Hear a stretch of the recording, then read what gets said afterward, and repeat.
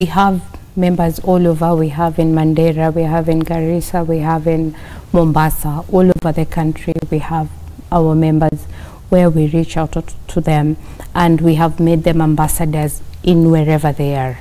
Yes. And what kind of support can they get once they become a member? Okay, once they become a member, they need to register with 2,500, a one-off fee.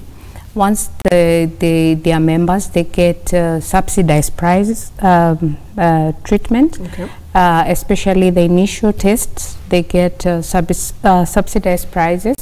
And then in terms of consultation to see the doctors, once you have Fertility Kenya membership, we have negotiated for you. You don't pay for any consultation.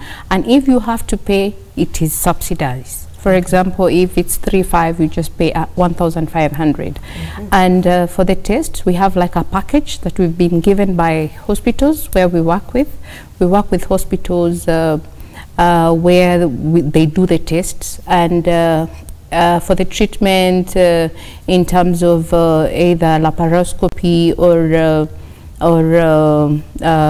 IVF, you save 50 to 100,000. Okay. Yes. Wow, amazing. So giving them that kind of support when it comes to subsidized prices. And Dr. when it comes to what more can be done on the health front in terms of tackling this issue? You've mentioned some of the treatments, IVF, but even in terms of specialists, where are we in terms of that in Kenya? A very interesting question, and thank you for asking that question. I think, number one, we need to have a serious discussion ourselves. Kenyans, we need to have a discussion with the government. We need to have a discussion with the bodies that actually deal with the health sector. I'll start with the first one. We need to think how to help these people. The majority of patients I see in Kenyatta with infertility, and some of my colleagues as well, they're actually from the bottom of the pyramid, as it were. So when a young lady comes to me and says, you know what, I'm 27 or 25, I've been trying to have a baby for a year, 2 years, the man's side, everything is okay. We do a test and we find the tubes are blocked. There is no way we can do anything else other than to suggest that she goes for IVF. Now, when we suggest, we say, you know what, the cost is about 400K, it's astronomical. They cannot afford this kind of money. So the discussion which we need to have is it possible, for example, for NHIF to actually subsidize the cost of this treatment? Even if NHIF said, you know what, out of that 400K, and the big chunk of that amount of money goes to the medications, which are very expensive. If it says we are going to subsidize it by even 50%, it will open up space for most of these patients actually to have treatment and to have that enjoyment of having a baby, or having babies for that matter, and so on. Number two, when it comes to personnel, human resources, we don't have a lot, by the way. We can say we are lucky we have a few, because some other countries don't have anybody at all.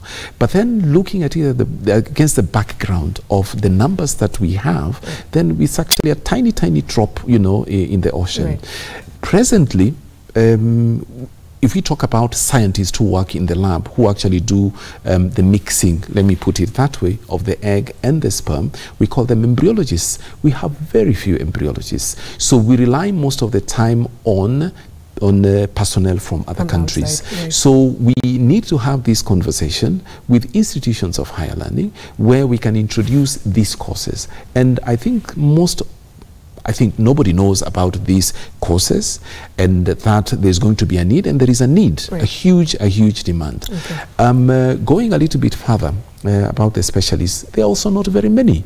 So we also need to talk now with the universities which offer postgraduate training, that some of the graduates, if they want, then we need to formulate fellowship programs, training programs, such that we can try and churn out more of our own specialists instead of relying on people from outside. Cecilia, I'll give the final word to you. Word of encouragement to a woman out there watching, probably in the same situation you were in a few years back. What would you tell them? I'll tell them there's hope. There's hope. The biggest problem is to sit down and just think there isn't anything. If I stayed, I always say, if I stayed there, today I will not be having my 3 beautiful children. But I decided to come out and go get a solution. And I always say the difference between you and your baby is the money and God, of course. So you need to work hard, get that money, come for treatment. Yes. Thank you so much, Cecilia, Dr. Kireki, for your time. We cannot exhaust this topic enough. In fact, during the break, we said this can take 2 days or 2 weeks. Easily. It's such an emotive topic, but of course, we need to keep talking about it on our kitchen tables, in our churches, in our mosques, in our salons, in barbershops, so people don't feel ashamed about going through this condition. And of course, it is not final. There are solutions out there. Thank you so much for watching. I'm Victoria Rubadiri. Thank you for the team. I'll see you again tomorrow evening. Jeff Koinange and I will be on Sunday Live. Have a lovely evening.